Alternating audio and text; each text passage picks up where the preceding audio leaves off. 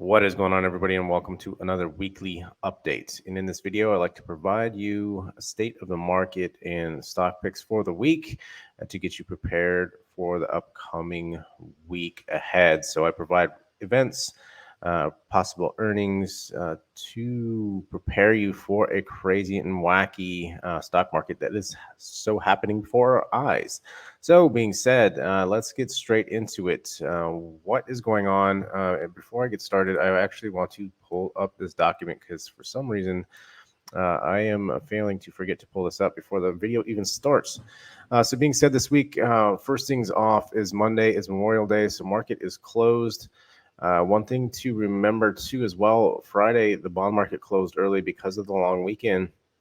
And so we see it. We saw a massive push. Now, typically, when we have short weeks and bond market closes, we do get rallies. So retail does seem to push up the market quite a bit during that time, and we saw that on Friday. There was hardly any pullback on Friday, and this week I expect more of the same. To be honest.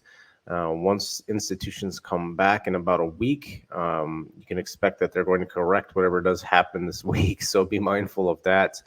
Could go the opposite too. Could just sell off. So be mindful of that. But there is that percentage that we could run. That retail could push this thing back up quite a bit before we do correct. Again, it doesn't need to make sense. You just need to follow the charts at this point right now in events. And right now, there's not really any events this week. We do have the beige book on Wednesday, which is important because it's going to give us insight into the next meeting. We kind of already forecasting a 50-point basis move and slowly start tapering the asset purchasing starting on the 1st. So that being said, again, markets close on Monday. Tuesday has CRM. Earnings are kind of getting. There's still a lot of earnings going on, and I only capture the ones that I kind of look at. Aside from that, I don't really care about earnings. Once big tech is out of the way, there's a couple onesie twosies here, but aside from that, I don't really look at many other earnings. I primarily stay with a lot of the blue chip ones that are going to move bigger during the week. And then, as always, some events that could occur. War ends. China comes into the war. And one of the biggest ones to keep in mind, what everybody is still watching, is the FOMC meeting, which is not this week, but it is right around the corner on the 14th to 15th. And again, rates, we're looking at a 50-point basis move or below. Would be bullish in my mind. Anything above that could potentially sell us off. If it's 75 points, I think we've already got that priced in at that lower range. If it's anything over that, the market will correct to incorporate that.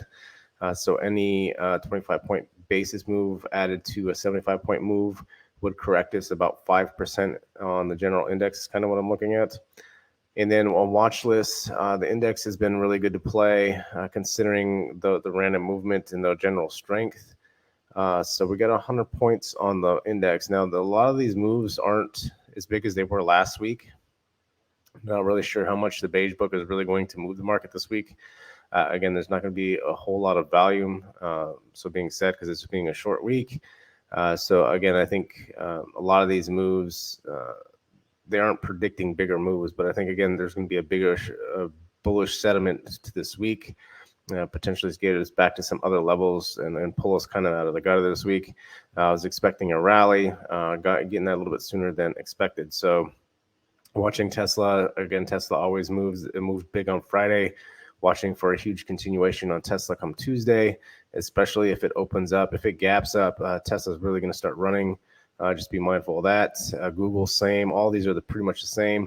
I could list almost every big blue chip on here, but these are the primary ones I'm watching this week. Google, big moves this week. Amazon, good sentiment. GME has actually been putting in a lot of gas lately because of that news about the crypto wallets.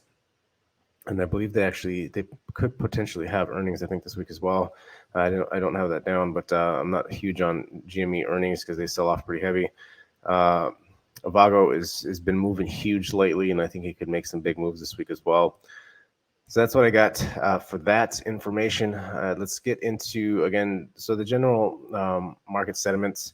Right now, retailers are essentially taking over the markets. There's not any really bad news aside from the normal jazz that we typically get. We're back above, and this is what really matters. We're broke back above the 20 EMA. I said that we could potentially hit a bottom. It looks like we could potentially have hit a bottom. Doesn't mean we're out of the woods yet. We still got a big trend line here we need to be watching, especially if we get any kind of rally here.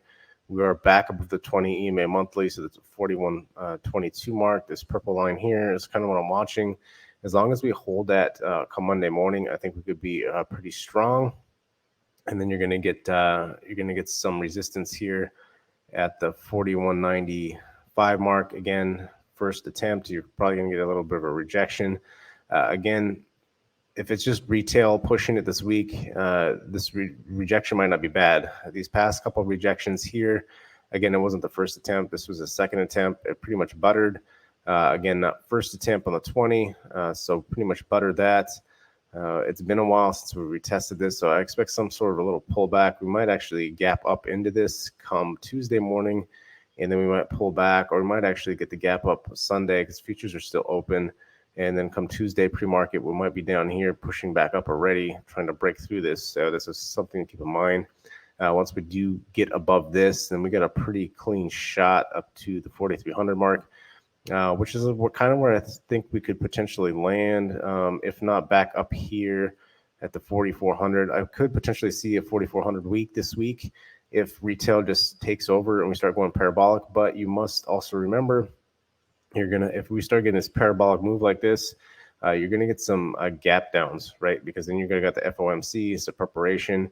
Again, yes, we can kind of know what's expected, but it's still gonna make the market sell. So just be mindful of that. I think we could potentially reach that far if retail really wants to start getting crazy. And again, it's been held on for so long. We broke out of that wedge, had a nice break up, but we need to watch those levels. Bitcoin, interesting. Ethereum had those issues with, I believe it's some updates on the chain. So it's kind of, again, sold off, but it's really been holding this 28K very well. So that's something to keep in mind. Again, I think if somebody is actually liquidating and building a very strong position with all this consolidation that's going on here. So being said, I still like Bitcoin where it's at. Again, I think it's going to start ripping back up here shortly, along with the market. But again, once the market gets that full volume and institutions back in a week from now, I believe it could potentially correct some, not the full potential parabolic move, but you're going to get some kind of correction off that. So the first one I got is Tesla. Again, I had a nice wedge break here. Nice little pop. We want Tesla to get above the 761 come Tuesday morning pre-market. My thing is we could potentially gap up to 800. If we gap up to 8 and break this wedge, this thing is going to get crazy. You're going to have a massive push up to that 872. Again, you get a ceiling there, then another massive push up to 956. This is the thing about Tesla. You have these huge gaps in between these ranges. Although these ranges are pretty tough these resistances are pretty tough to break. If it does gap over that, you're going to have 100-point gaps from that run. And so you got one there, you got another one there. And then again, if it breaks, you could potentially get another one there. So that's something to keep in mind. It's not saying it's going to come all the way back up to 1100, but it could make up some good ground. I could potentially see this at least getting back up to this 917 mark. Again, it needs to break above the 800 first. This is the first attempt on the 758, so you could get rejected. Again, this all could play out in the same way where come Tuesday morning, Sunday open, could potentially pull back a little bit and then break up above that going into this short week. So that's what I'm kind of watching. Again, it's about a 55-point move expected on Tesla, but I think if Tesla gaps above that 55 points, going to be way off. And so that's the good. If we do gap up, be mindful of that because the contracts could be really jacked up, and you could get some really good contracts come Tuesday morning to come if this thing wants to start running 100 points at a time. So and another big. Again, we broke the wedge. We're really watching this 2273 mark. Again, first attempt, you're probably gonna get rejected. But again, like I said, if everything plays out come Tuesday morning, hopefully we're above this level. If we are, again, you can get a pretty clean shot up to 2368, and then you're looking at the 2400 is what I'm looking at for that. Again, once everything starts breaking, everything has been running together because of fear. Again, once everything starts breaking and running, it's pretty much grabbing the best ones first, and then whatever lags behind is what you grab after the fact. So just be mindful of that. Look for the big point. That's why I look for these blue chips, because they have some of the biggest moves. That's why we'll watch the options, because it has that prediction in there. Again, it's not 100%. But it comes close as far as what you're going to see during the movement, because normally I try to price in events and stuff. So if you see bigger range numbers on these, that's why it's good to be watching options on that.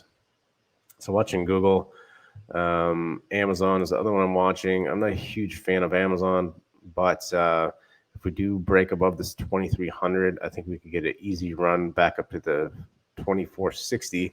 You got a pretty clean shot to do that come this week. Again, you want to make sure that the daily candle is open above that and holds. Again, like everything else, I'm looking for that mini pullback and then pop. Again, it's not the first attempt. This one's the second attempt. Should get a nice clean break above, retest and run. So that's what I'm watching on Amazon there. GME is one I don't like to bring these up, these meme stocks, again, because as quick as they pump, they can dump just as quick. So I do like that the way this looks on the daily. We did get a break here. We're getting a retest. As long as this 137 holds, I think you can make it up to 152. Then you're 166, and then you're looking at the 185. Again, I wouldn't expect this thing to go all the way back up to 300. Even though the short squeeze, again, the earnings is coming up right around the corner. Looks like on the first. So be mindful of that. It normally doesn't do very good on earnings. It normally sells off, but that could be a retracement and then pop. It's typically what it likes to do for GME. Even though it doesn't do well on earnings, it's always what potentially could happen. But it's got a 30-point move priced in for this week. So watching that. Avago has been doing really good as far as their acquisitions and stuff. So kind of watching these levels. It did break cleanly above this pretty hard level here at the 560. So watching for it to hold that. Again, if we get any kind of pullback, so watching that 566, potentially run up to 605. I think this could potentially run back to all-time highs, but definitely there's a hard ceiling at 605. So kind of watching that. Still a 20-point move, which is big. Again, if we get any kind of pullback and hold, that kind of adds to the margin that you could capture. So I want to watch this one for the week. But that's pretty much what I got. It's a short week. Keep things simple. I think, again, everything could potentially go parabolic this week. So it doesn't need to make sense. It's light volume. Institutions aren't playing. Institutions are away. And so when the cat's away, the mouse will play. So that's pretty much what's going on here. Again, be very mindful and still manage risk. Things could potentially just sell off for no reason as well. So you have to always be mindful. This is always why I do morning calls, to try to gauge the market beforehand. Normally you can get a good gauge what happens about an hour or 45 minutes into the day and to determine where the market's going to run from that point. So if you made it this far, I appreciate you. Go ahead and drop a like button. Until next time, I'll see you guys later.